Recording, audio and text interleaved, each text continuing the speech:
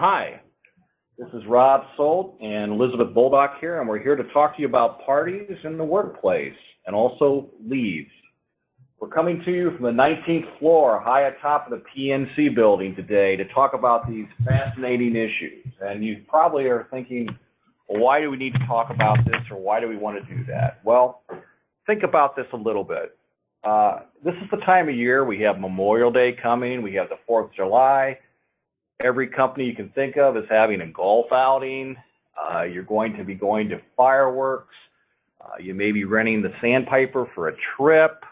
All kinds of things are going to be happening. And the question is, if something happens out in one of these events, does that person have a workers' compensation claim? And if you want to avoid that, what can you do? So we're going to talk about those types of issues today. I'm going to start out by talking about the law with regard to workers' compensation claims when you have such an event. And then we'll talk about recreational waivers, and that's a way that you can prevent some of your liability. And then Elizabeth is going to talk to you about issues that come up around the holidays involving leaves and some things you can do to prevent problems. And the whole idea of this seminar today is to prevent problems, not create them. I'd also tell you that some of you may have seen a portion of this presentation at our seminar on April 13th. A lot of it's different, so even though the first couple slides may look the same, please bear with us because I think there's some interesting information here for all of you to listen and hopefully learn something from today's presentation. So we're going to party in the USA. So today we're going to talk about a hypothetical situation, and let's just assume that this is your company's annual Memorial Day barbecue.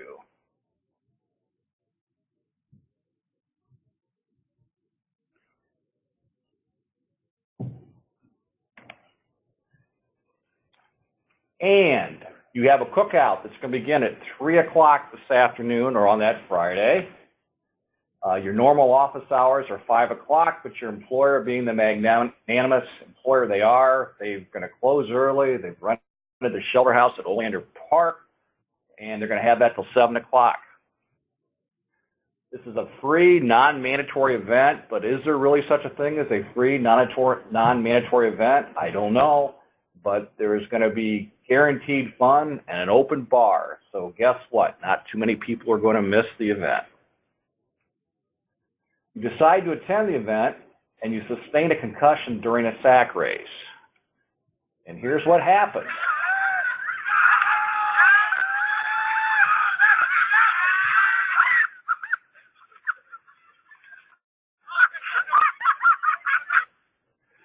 My first thought when I saw this video is I thought Superman, the guy wearing the t-shirt and was hurt here, he's supposed to have vision, that he x-ray vision. Well, apparently it didn't work through the blindfold here today, or maybe the bag is full of kryptonite, I don't know. But anyway, he got hurt. So when that happens, he sustained a concussion. Do we have a compensable claim or do we not? What's the answer? Well, since we can't communicate back and forth here today, we're going to talk about what you look for in these scenarios. Essentially, the courts have dealt with this on several fronts, and there's a couple lead cases. The first is William versus Time Warner, and the second is Lord versus Doherty. And the citation's up there for you to look at if you'd like to look them up, or if you'd like those cases, email us and we can send them to you. The Supreme Court in the Lord case said that when you're going to look at something like this, you have to determine whether there's a causal connection. Then you look at the totality of the circumstances. Well, totality of the circumstance is a wonderful legal term that means nothing. It's hard to interpret. It means, what do people think? Well, the first thing you're going to look at is the proximity of the scene of where the injury occurred to the place of employment. You're going to look at the degree of control the employer had over the event. So was it in the office? Was it at a park? Was it at a public place? Was it at the skating rink? Something like that. You're also going to look at the benefit the employer received from the person being there. And this talks about employee camaraderie, team building, those types of things. let's talk about these cases a little bit, because I think the facts are sort of fun in these scenarios. The Time Warner case, which is an appellate case that relied on the Lord's test, is really a little more factually interesting. What happened in this particular case is Time Warner had an employee who was an administrative assistant who they encouraged to agree in a roadrunner race that took place in Akron. And it was a marathon. And one of the factors in this, they wanted to have a team, so there was a team of 5 people, and this person was one of the 5 team members. They allowed the team to have shirts printed with the company's name on the back. They provided some bling for this.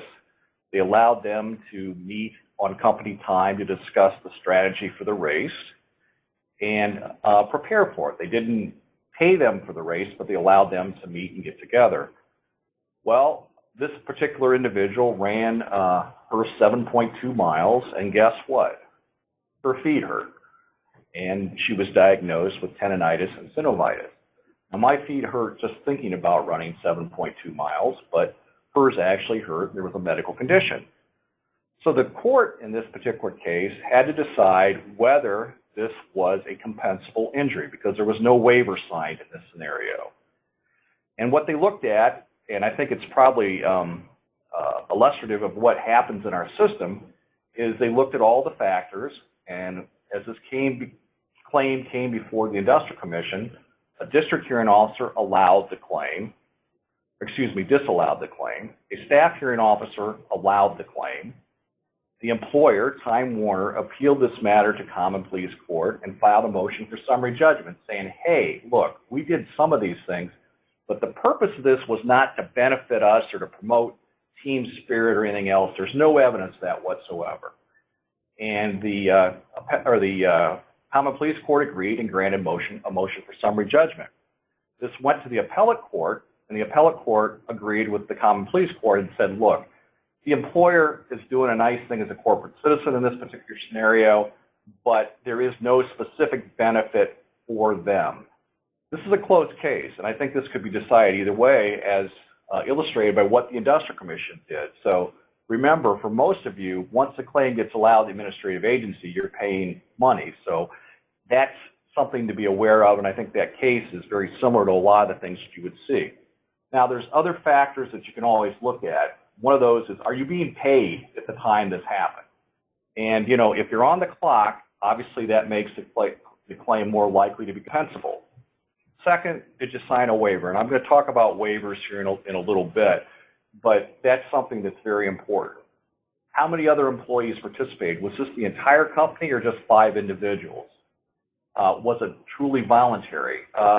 Just like I said, you know, you can say something's not mandatory, but internally it's pretty well expected that you're supposed to be there. So do you really have an opportunity not to go? Was it during normal business hours? And the question here is, you know, did you close early, as in the example I gave you initially about the party at Oleander Park, or not? Was company apparel provided or equipment? And is it open to the public, or is it strictly a business event? Now, you look at all those things, you look at the totality of the circumstances, and you come up with an answer. To go back to our scenario here that I put up on the front about the barbecue at Oleander Park, I think that's a very close call, but I hate to say I would probably find it to be compensable. The other factor, and Elizabeth's going to talk about this a little bit, is most of these events involve alcohol. When alcohol is involved, a lot of other things can happen, and not only in the workers' comp context, but in other scenarios. Well, what do you do? What's the solution in these scenarios? Well, the one thing we can do is we have a provision in the Ohio law that says the employer is not responsible if they have you sign a waiver. But of course, the waiver must be very specific, and it must be signed and completed before the injury or the event happens. So these waivers, now I'll put the waiver up here in a moment, but how broad is it? Does it apply to everyone? There are several cases out there that involve deaths, and the famous case that I remember a long time ago is companies having a picnic. They're at a lake. A guy's drunk. He dives into the pond. He hits his head. He breaks his neck. And unfortunately, he dies. So you're looking at the whole situation. He signed a waiver. So you think, oh, we're protected. Well, no, you're not. Because waivers apply to the person that signed it, not to a family member. So a death claim would be subject to the totality of the circumstance test. And this can be problematic, obviously, but you can't waive a right that's not yours, because a death claim is somebody else's right, your widow or your dependent, whoever would bring it. So the waiver would not protect you in that scenario. What about intentional torts? Can you waive an intentional tort? And the answer is no, you can't. An intentional tort involves egregious conduct, and that cannot be waived.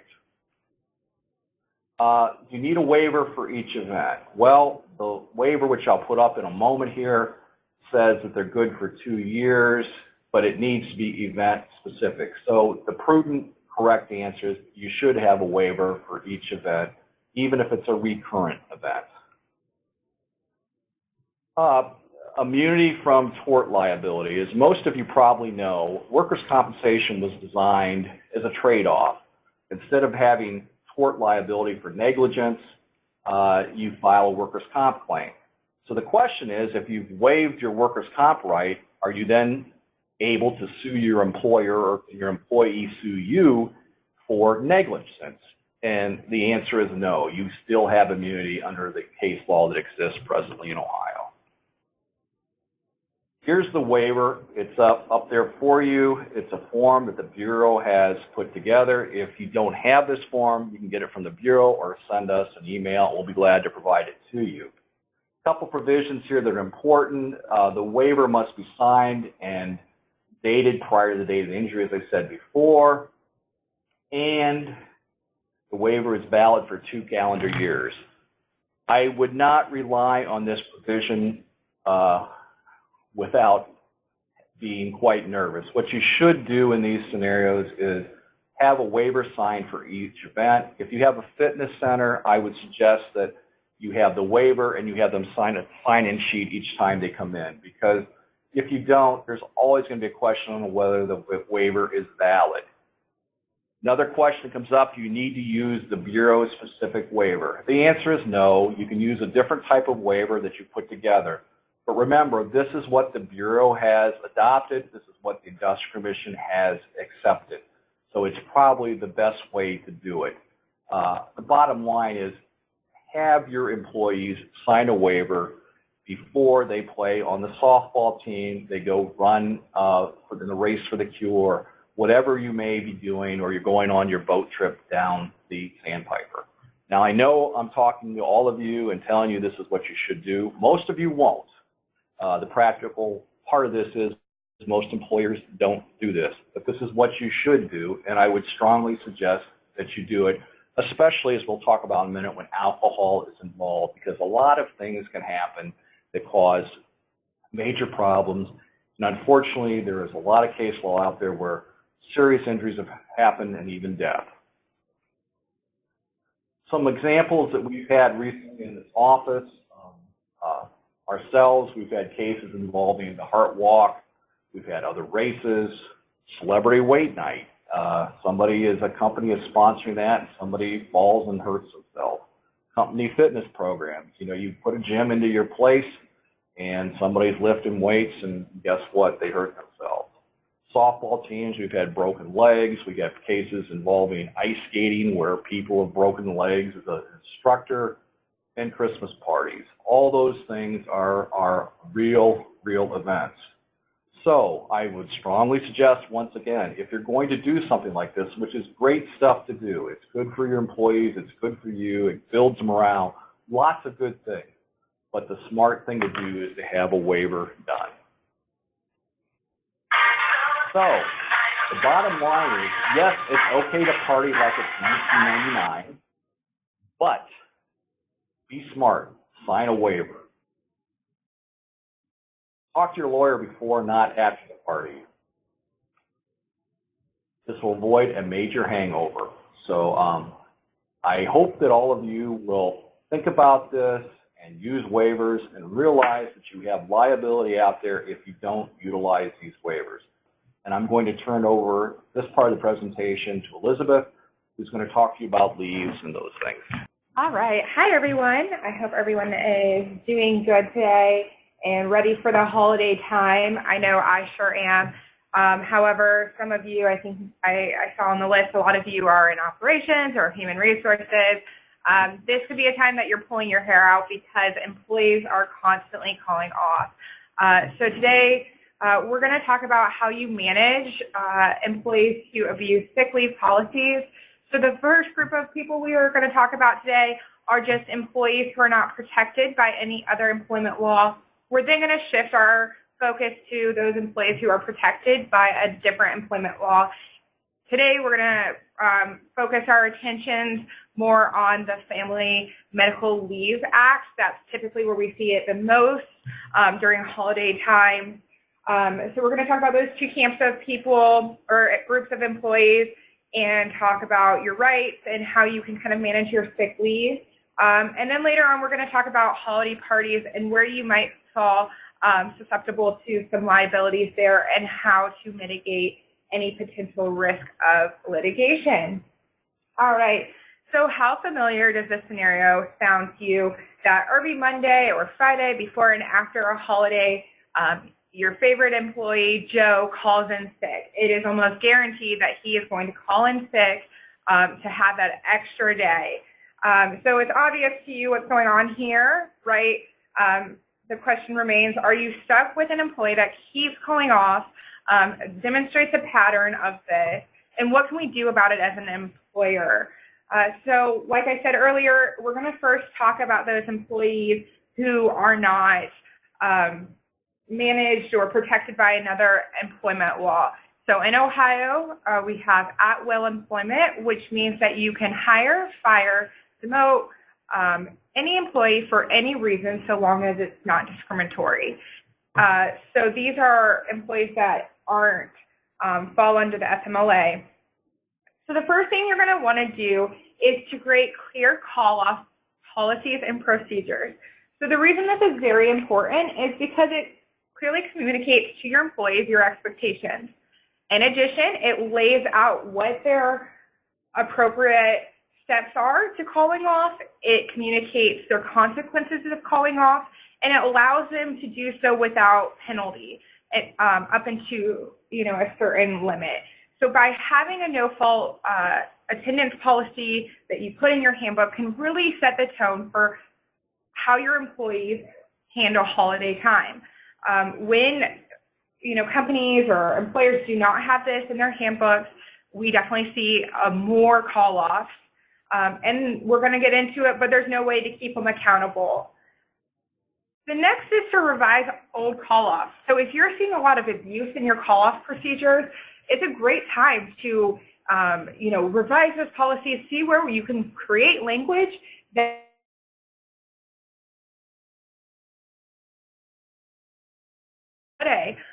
you definitely want to make sure that there's language that penalizes employees for calling off a day before a holiday or on a holiday. So before we go into the holiday season, it's a great time to look at those. The next thing is, intuitive, but I think a lot of people forget to do this, that you need to document call-off. So when an employee calls off, it's easy a lot of times just to have it in the email somewhere or let them call into a supervisor, but not necessarily follow the procedure that you have laid out. And this is a fatal mistake. You are not later able to document it, and you never know at what limit they are. And then this kind of ties into the next thing is, how can you hold an employee accountable when you're not documenting their call-offs? So definitely keeping a strong track and record of employees that call off can help manage sick leave around the holidays. And now it takes you to the question, so we have a clear pattern that this employee is always calling off on a Friday, always calling off on a holiday.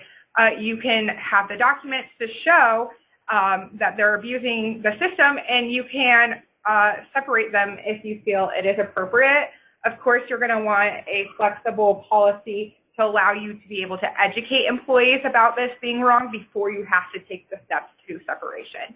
Because the goal is always as an employer to retain good talent, but have the flexibility to remove poor talent or talent that's hurting your team. All right, so we're next going to talk about the FMLA.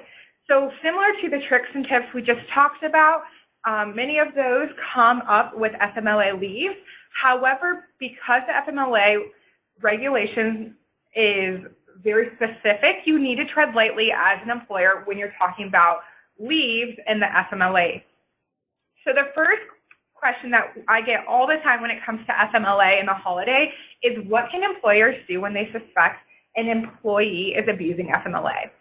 This comes up all the time, that, the same thing as before, you have one employee who is always calling up on a Friday, but you might see on Facebook that they're actually at the casino, or, it's not a coincidence. So there's three things that we're going to talk about.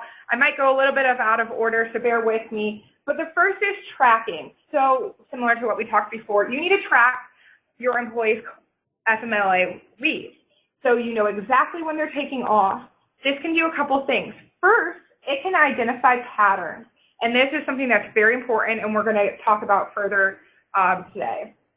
It can also show employees who request leave with family-friendly doctors. So doctors who will kind of sign notes that for anyone or any reason. And the reason that's important is because we're not going to get into it too much today, but I'd be happy to answer questions about it after this, is that you can ask for a second opinion. So when you find doctors that are just writing it out for all of your employees, it's word of mouth, you can cut that down.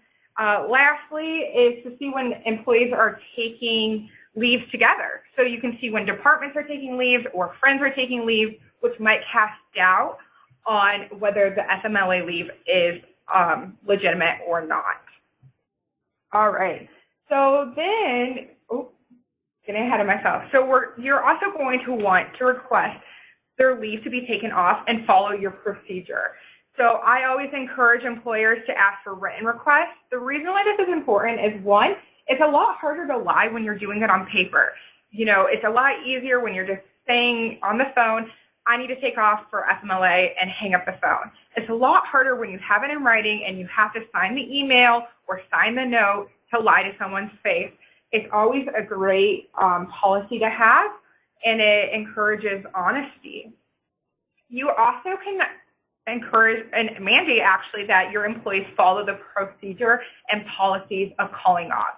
So for example, if you as an employer say that an employee has to call off 2 hours before to a specific line, you can require that employee who's taking FMLA to leave to do so.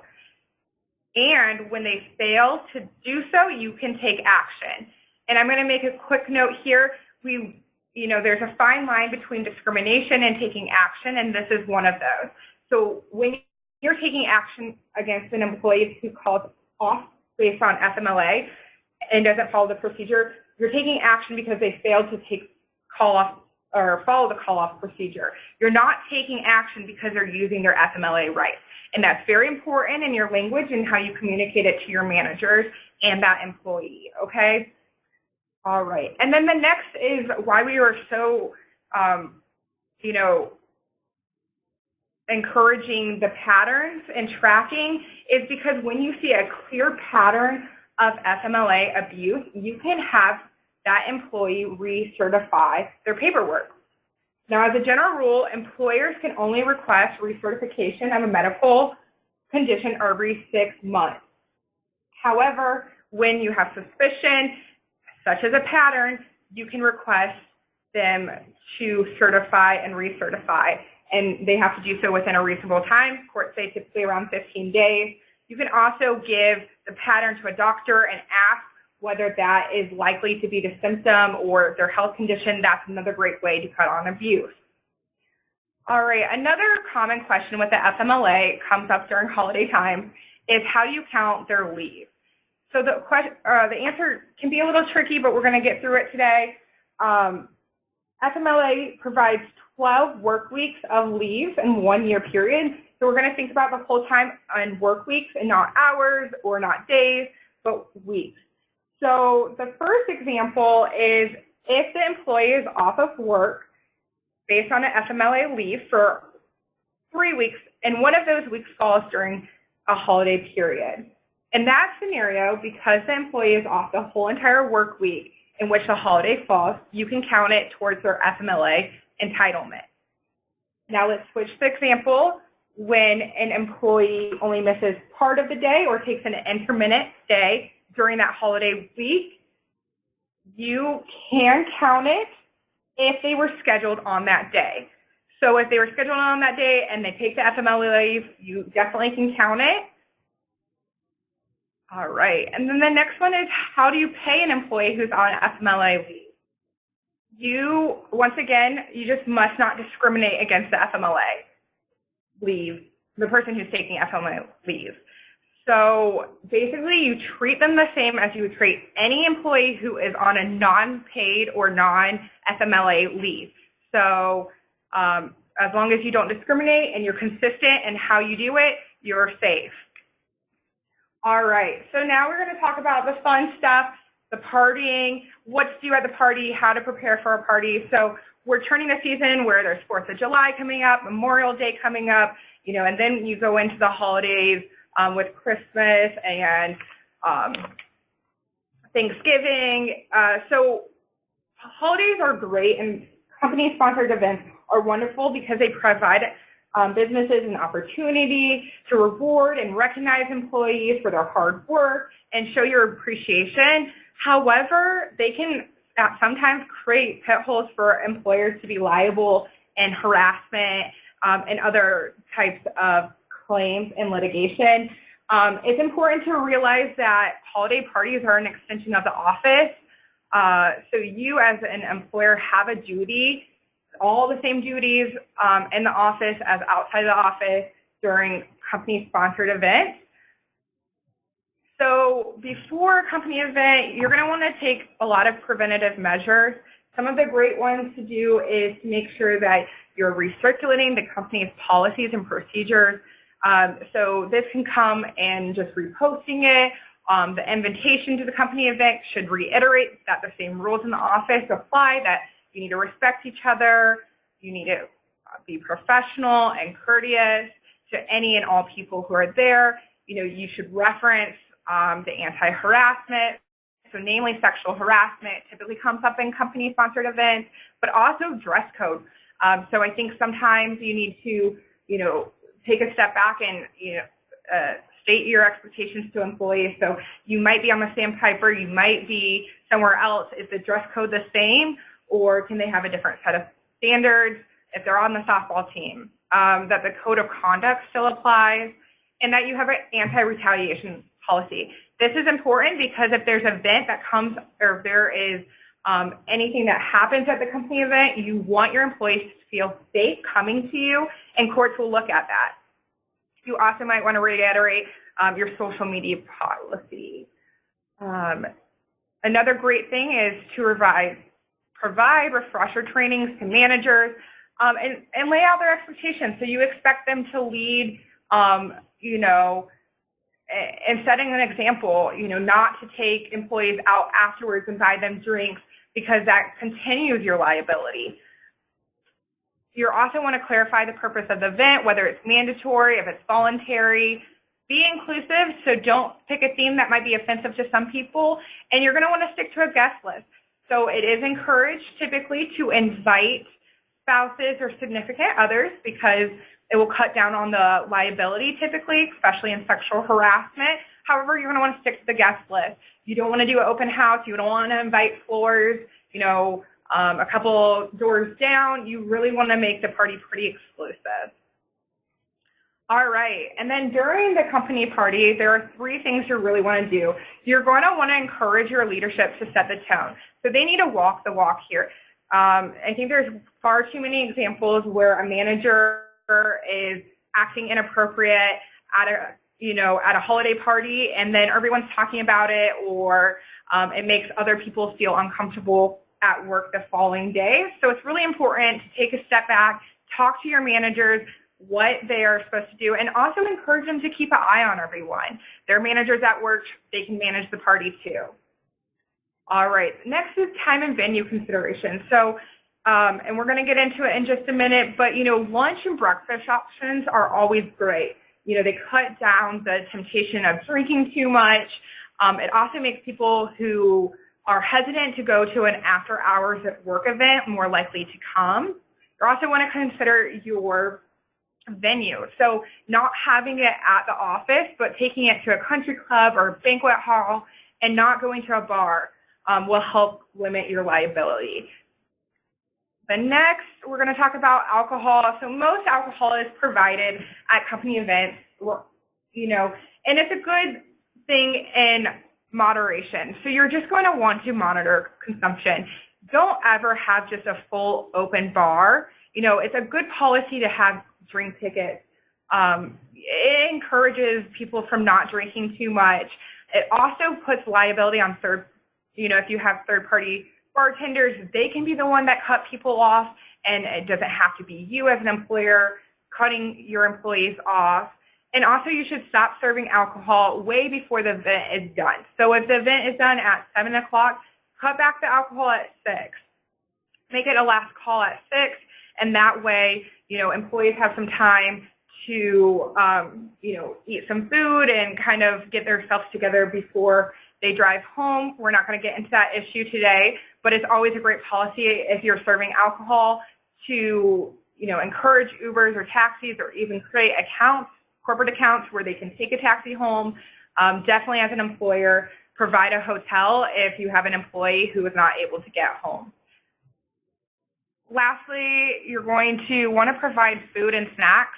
And the policy for doing this is so employees just don't simply drink and get intoxicated. When employees are intoxicated, it's more likely that they're going to forget the standards of conduct apply, and they're more likely to do things that they're going to wish they woke up the next morning not doing. So these are just some few tricks and tips on how to make a successful company event. And I don't think we have any questions, but if you think of any in the time, our contact information is listed, and we'd be happy to answer your questions. So thank you for your time. Thank you, and everybody have a wonderful Memorial Day, 4th of July, and if you're going to have parties, be careful.